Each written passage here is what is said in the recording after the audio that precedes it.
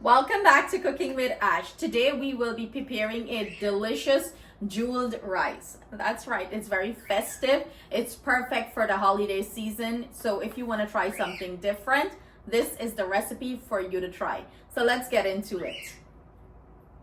The ingredients I will be using today to prepare this recipe will be at the end of the video or in the description box right below the video. So I've had several people told me that, that they cannot find the recipe or the description box. I don't know what's up with YouTube. Not my fault, guys. The recipe are always in the description box, but now I start putting it at the end of the video for your convenience, okay? So I'm using my rice cooker to do this recipe today. If you do not have a rice cooker and you want to prepare it, you can go ahead and prepare it stovetop. You'll just have to lower your heat. You'll do the same process as everything how I'm doing it in the rice cooker. But on the stovetop, you'll just lower your heat very low and add your water and cook this down for 30 minutes. Steam it nice, okay? So let's get into it. Go ahead and add my rice cooker to saute mode. Add some olive oil and I'm going in with some cumin here, or jeera, some of you would say. And we want to toast that up. In goes our cinnamon stick.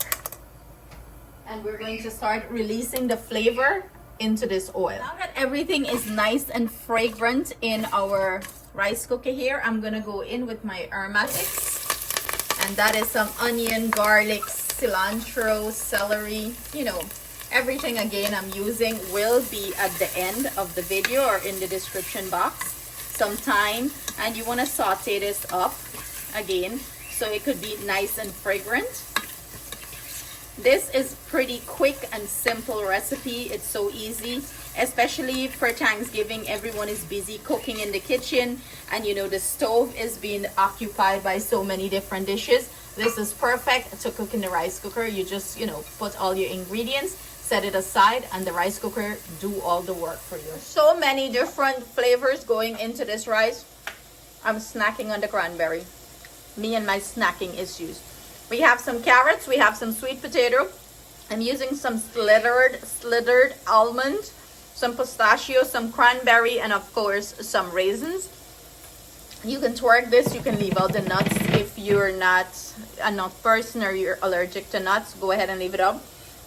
But you can, you can use different kind of dried fruits if you want in this recipe. It's simply a delish, okay? So I'm gonna turn you around so you can see what's gonna happen next. Now I'm gonna go in with everything that I just mentioned: the sweet peppers, the almond, the pistachio, cranberry, raisins, carrots, everything go in here, and we're going to saute this lightly before we add our rice.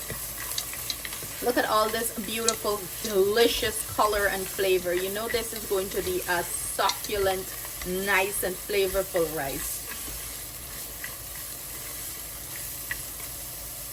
I have everything nice and sauteed. I am going to go in with my rice, and I'm using basmati rice. I wash this rice thoroughly until the water run clear.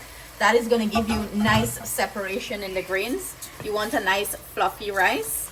I'm going to mix this in.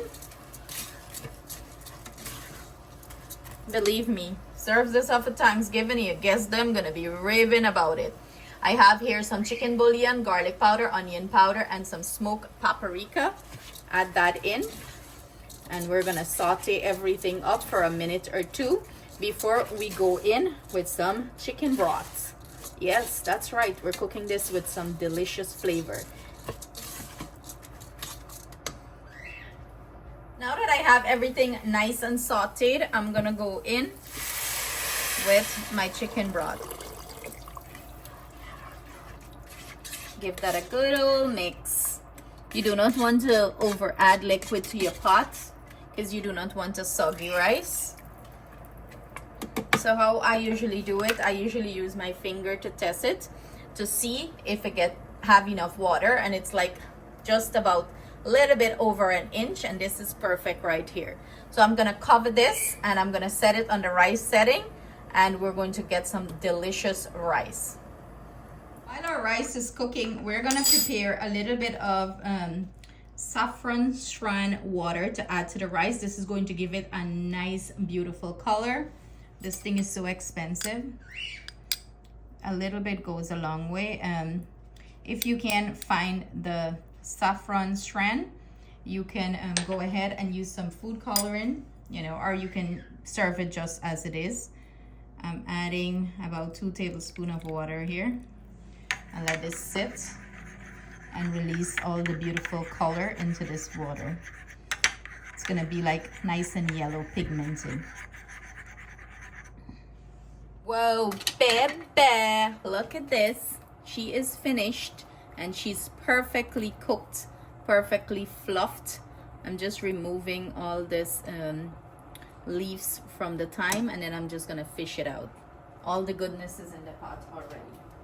The final step to this is, boom, our saffron water. You see the color change. Some of the saffron still whole, and that's totally fine with me. I'm just going to add it in here, and I'm gonna fluff everything up. Look how beautiful this is, nice and fluff. And as it cools down, the grains are gonna separate more.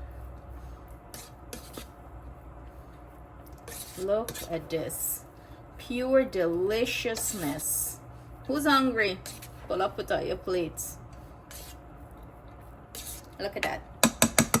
And that's all she wrote. I'm gonna plate this bad boy up. Voila! She is beautifully plated on a platter. Look at that. Oh, look at that.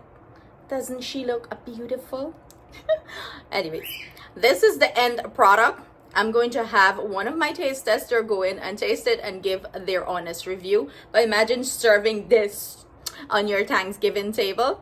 You're going to be responsible for the rice every Thanksgiving after making this, okay?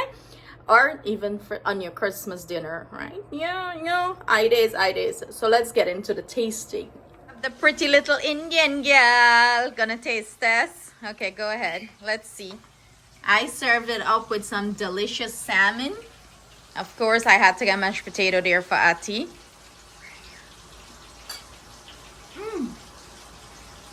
Pure perfection.